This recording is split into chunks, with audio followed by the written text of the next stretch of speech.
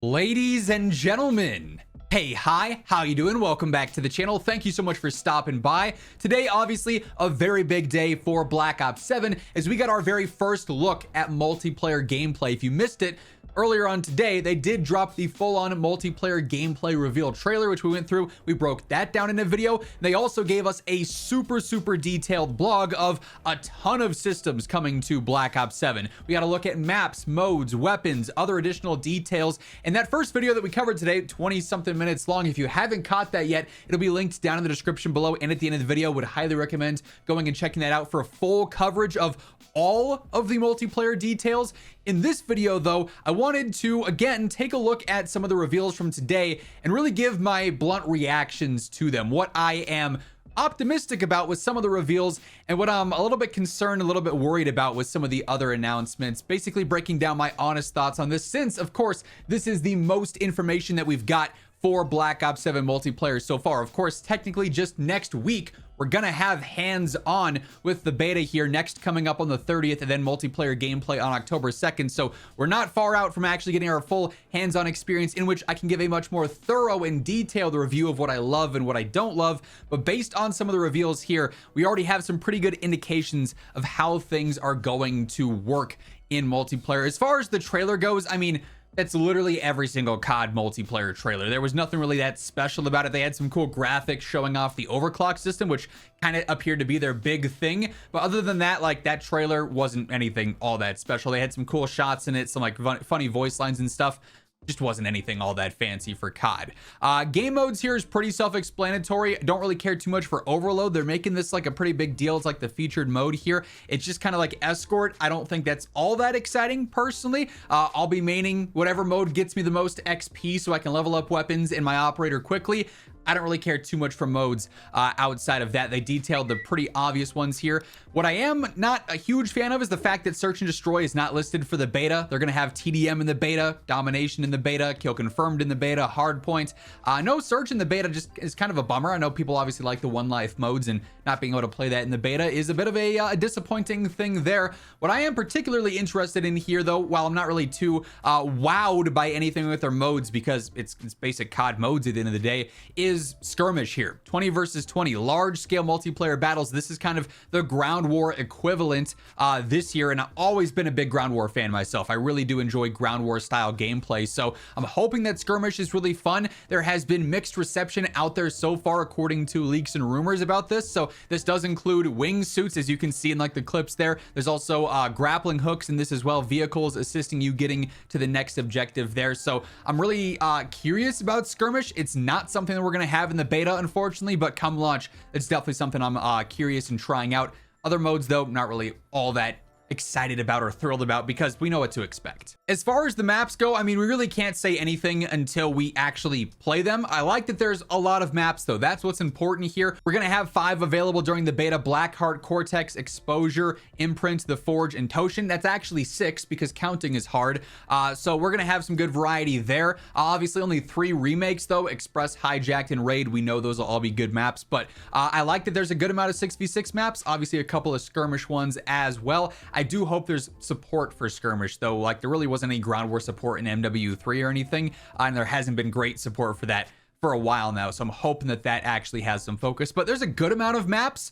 Can't really say anything beyond that though, because we haven't played them. I will say I like the look of them, regardless of how they play. If they're awful maps, if they're fantastic maps, I like the look of a lot of these. I like that there's good vibrancy. Like, you get good colors on a lot of these maps, kind of diverse, like super snowy. This one's in like a really bright orange desert there. We got some more vibrant city ones. Like, I think there's some good diversity as far as the visuals of the maps go.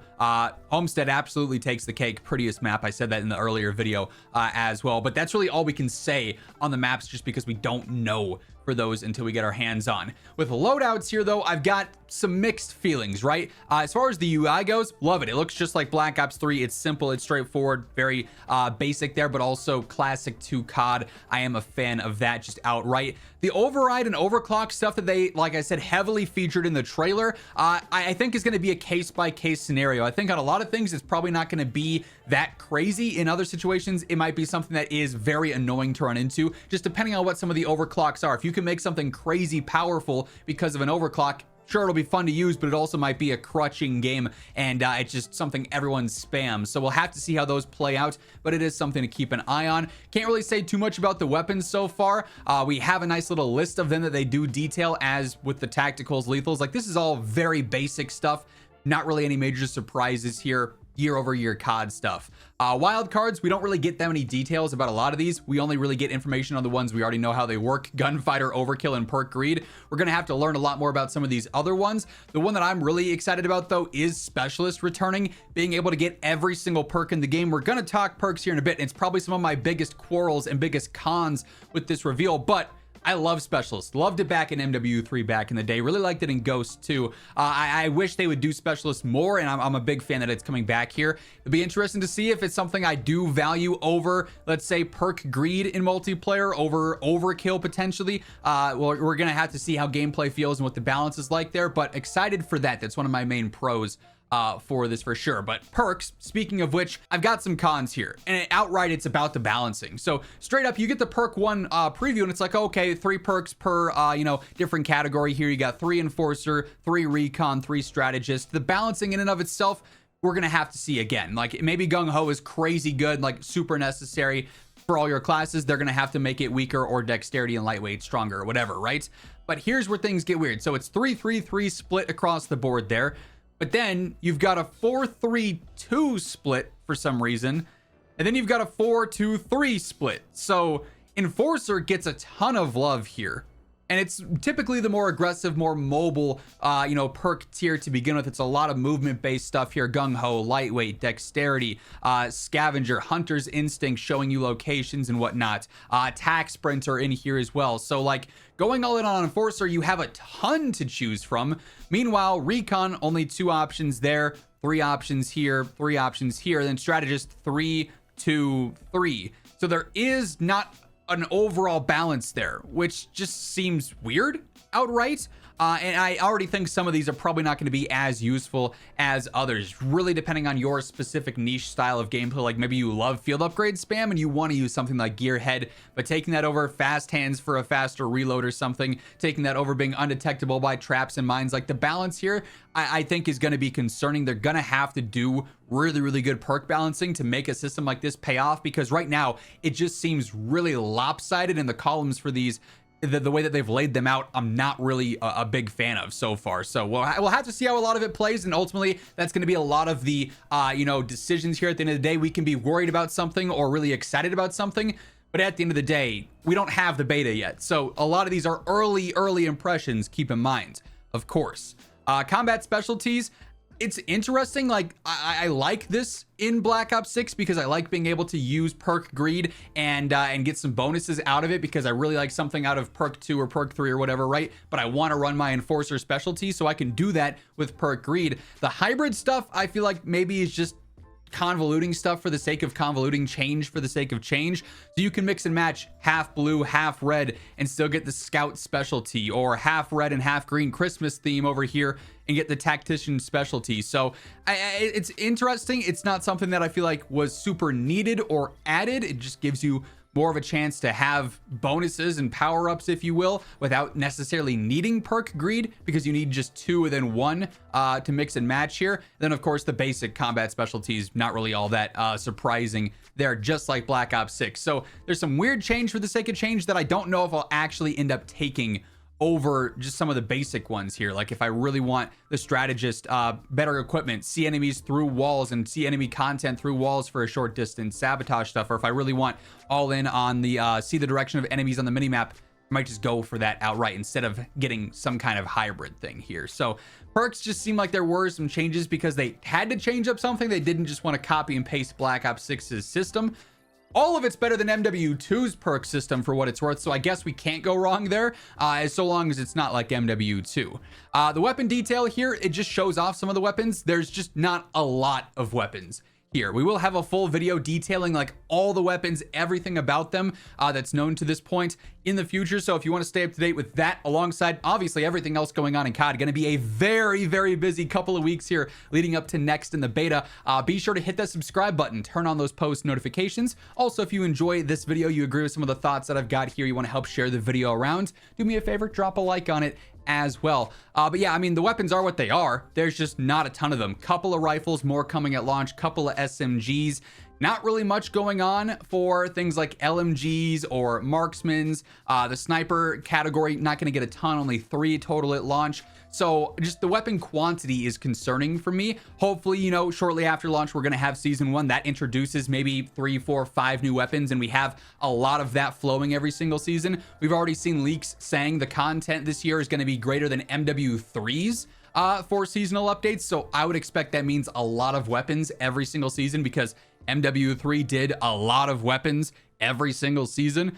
So if they stay on that trend, maybe this isn't as much of a concern a month into the game. Like, this will still take me plenty of time to max level every gun to get my camos done. But there's not a ton of weapons at launch, which is a little concerning for a game that's had this much time to be developed. Obviously being co-developed with Black Ops 6 for the past 4-5 years, basically there. Also, this thing is super weird. Our melee is like a taser thing. A melee weapon with high damage and moderate attack speed. It just looks strange for, you know, our only melee. We should have a combat knife, I guess, as well, because there'll be one more there. Gunsmith doesn't really change much. The UI is pretty much the same there. Not really for or against this. It just exists. It's going to be just like Black Ops 6's, basically. So not expecting much there. I do love the weapon build codes, especially as someone who focuses a ton on loadout and class setups for content here on the channel. You guys know we cover this stuff so insanely in depth every single season, making it easier for you guys. I can say, okay, this is the best Peacekeeper setup. Here's the code for it. You just have the weapon build right away. There's no confusion there whatsoever. So that's going to be really convenient. I'm a big fan of that, but that's about the only major change or upgrade to the loadout system. Other than that, it's going to be pretty basic there. I do like that you can actually change your loadouts in the firing range. Now you don't have to back out to the main menu, then change your attachments, and then go back into the firing range. Every time you want to test out something different, you can just do it on the fly. That's good there. Some of the score streaks look kind of crazy. Some are a little bit more basic. Like, I'm a big non-lethal guy. I'll probably be running a lot of Scout Pulse, UAV, and HARP. But there are some pretty cool looking ones, like the LGM here, a continuous bombardment of explosive shells at a targeted area. That seems pretty cool. Stuff like the hand cannon, I'll probably never even use. Really concerned about the Gravemaker. One-shot sniper, one-hit kill sniper with the ability to see enemies through walls. Yeah, I don't love that. Like, we already have such a huge issue with wall hacks and aimbots, and now essentially we have a wall hack one-shot gun. That's a streak. This just, it sounds ridiculous. I'm really worried that that's gonna just be so stupid, but it will be in the beta, so we'll find out right away how much of a problem it's going to be. The other stuff is pretty standard. So while I am super worried about that, I'm also very excited for Legion, which is like the Swarm from BO2, one of my all-time favorite streaks. I think that'll be a ton of fun there. Don't love this either, wall jumps. I just don't think it's necessary. They're making this a whole thing, like a lot of maps in this game. Not every map's gonna have these spots, I've heard, but a lot of maps will have these wall jump spots. I don't really think we need to have it. I know there's a huge audience for advanced movement. I loved a lot of the advanced movement games, like Advanced Warfare is one of my favorites. BO3 was a ton of fun. At this point in COD's life, I don't feel like we need to be going crazier with the movement like this. Like, Omni movement is already a step up, and I think if it was just Omni movement, it'd be fine. I don't know if this is something I'm even going to utilize a ton in my gameplay, because it's going to limit your ability to ADS. You're going to have to hip fire stuff. I'll use it to maybe navigate stuff, but as far as engagements go, I just don't know if this is something that's going to have a huge impact. I feel like it's just something that is, again, they're changing something to have, hey, we got this new feature out here. Wall jumps are here. It's not too advanced, but it's a little advanced. I think it will be a turnoff for some people outright, because they hear wall jumps and they think craziness. We're gonna have to see just how crazy it is again in gameplay based off the trailer stuff. Some of it looked like it was a little too high for what I'd like in a COD as far as movement goes. Seems a little bit too out there, but again, we'll get a much better idea once we can actually play it for ourselves, and it's not a part of a scripted gameplay trailer. This is pretty cool. The body grenade finisher, I guess you could call it. Where you do the finishing move, but then you plant a grenade on them. I just think there's going to be awesome clips that come out of that. So that's a cool feature there for sure. Don't really care too much about the operators. If they drop, a Viking skin of some kind, I'll rock that operator for probably the whole year. Don't really care otherwise. Classic Prestige is back. That's cool. Not really that exciting though. Not really anything that's going to get me, to buy the game or not buy the game. If it doesn't have Classic Prestige or something, it's just there. I'll do it. Weapon Prestige seems cool. It's going to give you a lot of grinding to do. 250 weapon levels after you prestige it twice. So you go through 1 to 50, prestige it. 1 to 50 again, prestige it. Max prestige. You're going to be able to spend so much time using one gun, which might get very boring. But also there's a lot of cool camo rewards. Camo at the first prestige, camo at the second prestige, multiple camos in master prestige, and I'm all for that. I think that's a cool grindable system. It helps with longevity, and it gives me, you know, while I say it's going to take a long time to do one gun and you might get bored, switch to the next gun. Use that max prestige everyone once around, and then do it again, and then go for max. Like, do whatever you want to keep things fresh. But I like that they're adding long-term grinds here. That's something I think Black Ops 6 really lacked, quite frankly. Then I also think the weapon camo system this year is awesome. Weekly challenges going to be just like MW3's. That's great news, so I'm excited for that. That's a pro for me. Weapon camo system, camos across campaign, going to be cool. Multiplayer, zombies, Warzone, I'll be doing a lot of those grinds. Hopefully the Warzone one's not as tedious. They actually specifically mentioned that, saying that they're going to reduce the difficulty of some of the Warzone camo challenges. That's why I didn't do the grind this year. I thought the camo was cool. The challenges sucked. I was not spending time doing those. I was much more effective using my time to doom scroll on TikTok or to, you know, get ahead on videos. The better answer there, right? So hopefully that's good here, but I like the fact that the camo system is larger than before and a little bit more streamlined. The headshots won't be as tedious. You don't need to do as many. There's going to be a lot of camos per gun. That's really what I care about a ton every single year is how good is the camo grind? How good do the camos look? We don't really get any previews of that here. I wish we would have gotten details on that. I have to imagine leading up to next, we'll probably have like a whole blog detailing that, or launch at some point. We're going to get more information on that stuff. Don't care about mastery badges. So like, there are some really cool features with this reveal. There are some really cool announcements. There are just a lot of balance things. I think that's the main takeaway that I'm concerned about. Wall jumps being a little bit too out there, too crazy for gameplay. The balancing of perks is definitely a giant red flag for me. I think the futuristic theme, it is what it is. Some people will love it. Some people will hate it. They've already made up their minds. They're not even going to care if the beta is fun. It's a futuristic game. They don't care for it. It's not their jam, and that's fine. Other people will love it, as mentioned. But balancing the streaks seem a little bit crazy with the Gravemaker there or whatever. So it's going to be very telling in the beta. What's crutch, what's not, what's overpowered, what's useless.